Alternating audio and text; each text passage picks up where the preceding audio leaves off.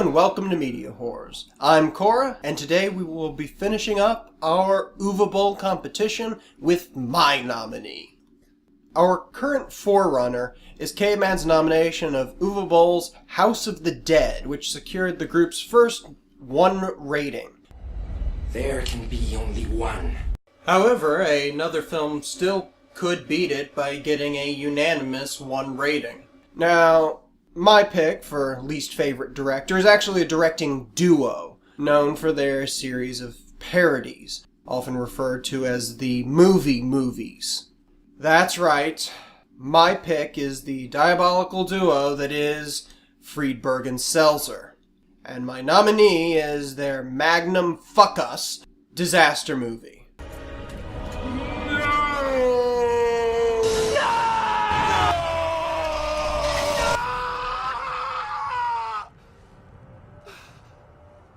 So, let's head for high ground so that we can throw ourselves off of it as I throw this to the round table. Fuck! I'm just gonna come out and say it. I win. Yeah, you do. No arguments here. I'm incredibly competitive. You win. It's kind of odd. I didn't think winning would feel so much like suicidal depression, but there you go. Should we even discuss this plot? What plot? I'll give a brief summary. A couple of douchebags walk a couple blocks. The end. And then direct a shitty parody movie about it called Disaster Movie. Seriously though, this is almost impossible to analyze. There is little to no plot.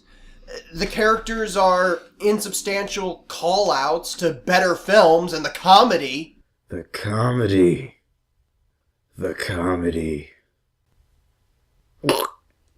Swallowed a bug. The worst thing about the comedy is that you can occasionally see how a joke could have, hypothetically in the best of all possible worlds, been funny. But they crush that humor under repetition, bad acting, and a scornful disregard for the audience. That's just it. So little effort was applied to the making of this film that it almost feels as if it wants its audience to suffer. Oh my god. You know what that means, right? We just found an instance in which this film was successful. I'll be honest, I don't think we could have gotten through watching it in theaters. I would have walked out. Yeah, we agreed to hold an intermission at the halfway point, and we were counting down the seconds. Longest 45 minutes ever put to film. And once again, nothing actually happens. All it does is reference other films, and the joke is that it's referencing other films! Play will play! I am clever. Stop saying that! I am clever. I'm a jumper. I am Prince Caspian. I am Iron Man. I am Beowulf. I am Beowulf. I am Beowulf. Plus, it's completely random what they reference. It's not like they're using those references to illustrate a point. The only thing connecting those references is that they were topical at the time that the film was released. I would make a joke about how a "don't mess with the Zohan" reference will never cease to be funny, but I have a sneaking suspicion that that joke wasn't funny even when the film was new! I think I would rather watch any of the films that they point to than watch even a fourth of this movie again. I actually hesitate to refer to this as a movie. I'm not even sure it qualifies as art. Art implies the implementation of creativity, and while there is creativity in this film, that's only because Friedberg and Seltzer have blatantly plagiarized it.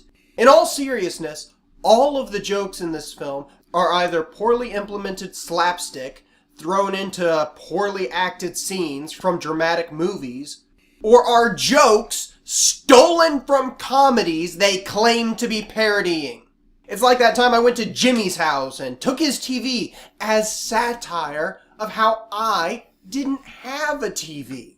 You broke into my house? Dude, I had to have my window replaced. There was broken glass everywhere. That was for comedic effect. That's a fair, albeit illicit, point.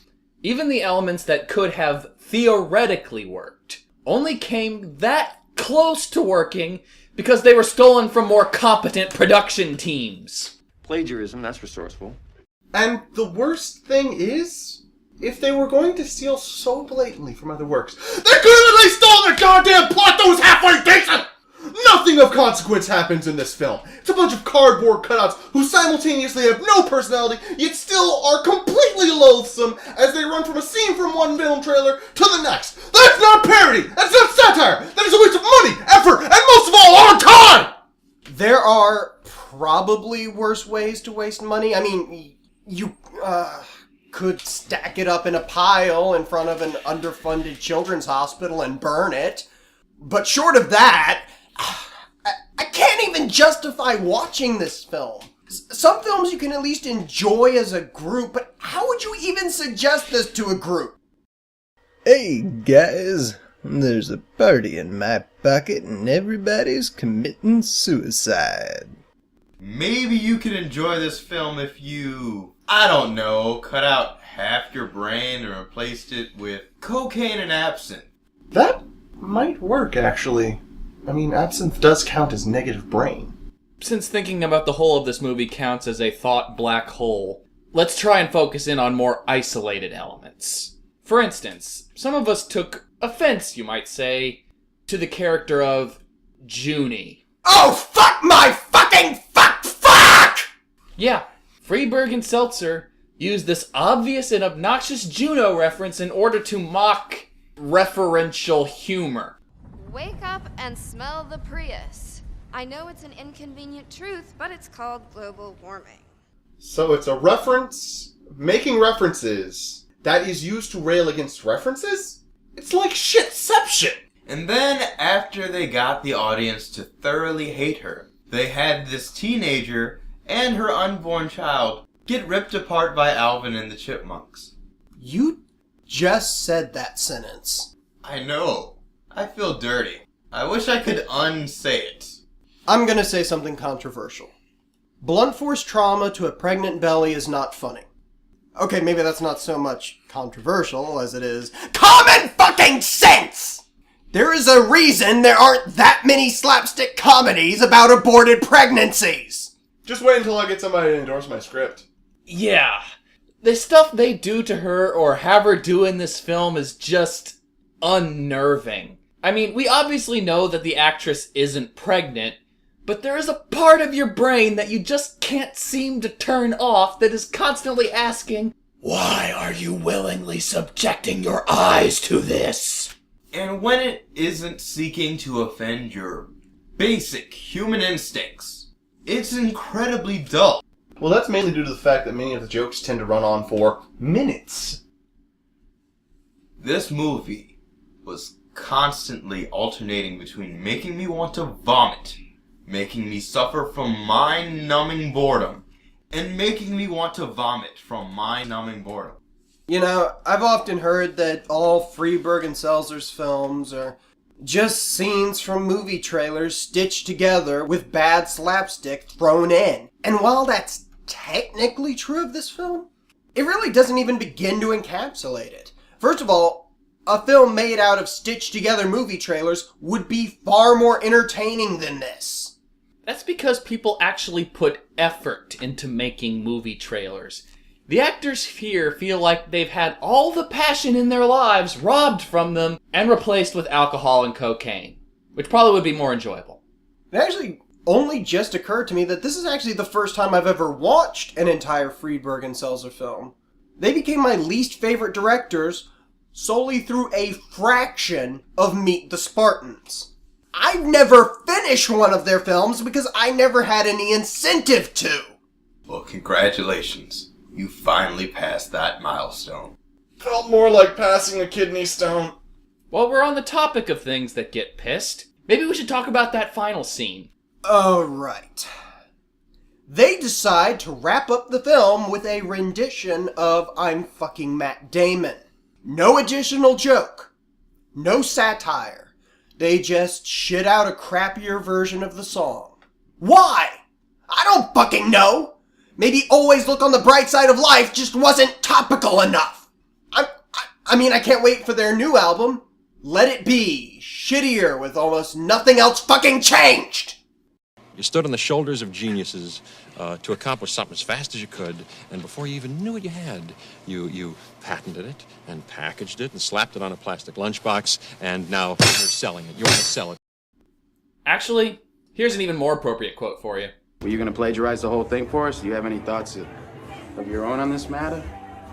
But seriously, you take a humorous video that is popular and repurpose the damn thing without really adding anything original. That is not parody! That's not satire! You're not even employing it to make a fucking point! At least referential humor, when it's done properly, uses its references effectively. You almost have to wonder if Jimmy Kimmel's Movie the Movie was a counterpoint to this film's abuse of that song. God knows the skit was funnier and had more effort put into its creation than this entire fucking movie, despite being only an eighth of its runtime. You know what? Let's take a step back, guys. There was generally one point in this film where each of us chuckled, though, ironically, none of us shared any of those points. I chuckled when Hancock committed violence against a small child, because it came out of left field. Kora almost chuckled at part of the Hannah Montana bit. Yeah, I don't know if it was intentional, but I found it mildly amusing that it was the black guy who had Hannah Montana tickets. I guess the closest I came to laughing, or not being filled with homicidal rage, was at the beginning of the Batman bit. But after the first 10 seconds, they just dragged it to death. Literally. In all honesty, I don't even like giving the film this much credit, because it makes it sound like we thought these particular jokes were good. They weren't. They were just smarter than we thought the film was capable of. And we had an abundance of evidence to support that theory. Guys, maybe we should try dissecting one of the jokes. Would you rather analyze the breakdancing scene or the tornado scene? Which breakdancing scene? Because I feel like there was more than one. The breakdancing baby. This suddenly became the saddest question that I've ever been asked. Let's go with the tornado scene because, quite frankly, that tornado was far more patient than any of us were at this point. The joke is that the tornado just sits there for like 2 minutes while hero after hero comes forth to fight it and then inevitably gets crushed by a cow. How original. Is that a Twister reference? I don't care. I thought it might be Monty Python, but that's more credit than I'm willing to give them. The end result is a joke that isn't funny regardless whether it's Iron Man, Hellboy, or the fucking Jolly Green Giant getting hit by the cow. The odd thing is that scene is the closest this film comes to riffing on disaster movies. The title might be the most self-aware thing about this film. Maybe it's time to wrap this up. This movie is, Raging Torrent of Dick. Raging Torrent of Dick. I can't do this. Raging Torrent of Dick. Raging Torrent of Dick! With that, the MediaWhorz consensus is, go fuck yourselves! Oh, and you get a trophy too. I'd tell you where you could place it, but admittedly it's not a very creative suggestion of locale. Though it's still more creative than anything in this damn film. Next time, we bring joy back to the world. Happy Uwe Bowl, everyone. We will all go together when we go, all suffused with an incandescent glow. No one will have the endurance to collect on his insurance. Lloyds of London will be loaded when they go. Oh, we will all fry together when we fry. I can strip if you need me to. Oh, God, no.